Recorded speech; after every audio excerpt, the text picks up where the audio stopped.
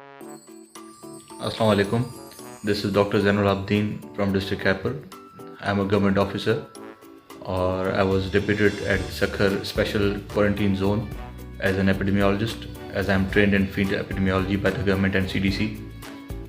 ہم وہاں پہ 6-7 دن سے جو آپ ٹی وی پہ سن رہے ہوں گے کہ جو زائرین وہاں پہ موجود ہیں ان کی سیفٹی کے لیے ان کی ٹیسٹنگ، ان کی ڈیٹا کلیکشن، سیمپلنگ اور ارینجمنٹس میں بزی تھے.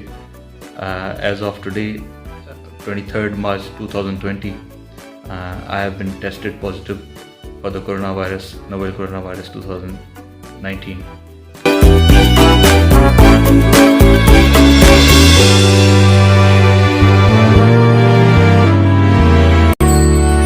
کہ جس طرح جنگ کے ماحول میں فوج ایک ملک کا، اپنے وطن کا، اپنی عوام کا دفاع کرتی ہے، آج کورونا کے اگینسٹ جنگ کے ماحول میں ہم ڈاکٹرز جو ہیں وہ سولجرز کی طرح اپنے ملک کا، اپنی عوام کا دفاع کرنے کے لیے ایک ڈھال بن کر موجود ہیں، جو اپنی زندگیاں خطرے میں ڈال کے آپ کے لیے، آپ کی جگہ لڑ رہے ہیں اور انشاءاللہ آخر تک لڑیں گے.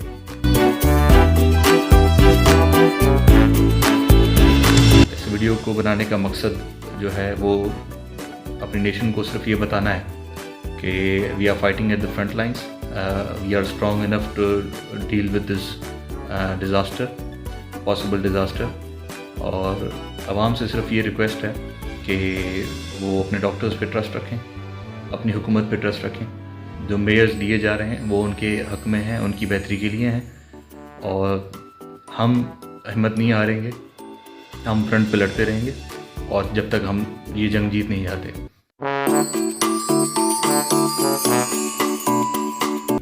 عوام سے صرف یہ ریکویسٹ ہے کہ وہ اپنے گھر پہ رہیں، اپنے اور اپنی فیملی والوں کا خیال رکھیں، جو تدابیر آپ کو بتائی جا رہی ہیں ان پہ عمل کریں اور خود کو اور اپنے فیملی کو سیف رکھیں اور اپنے نیبرز کو بھی سیف رکھیں.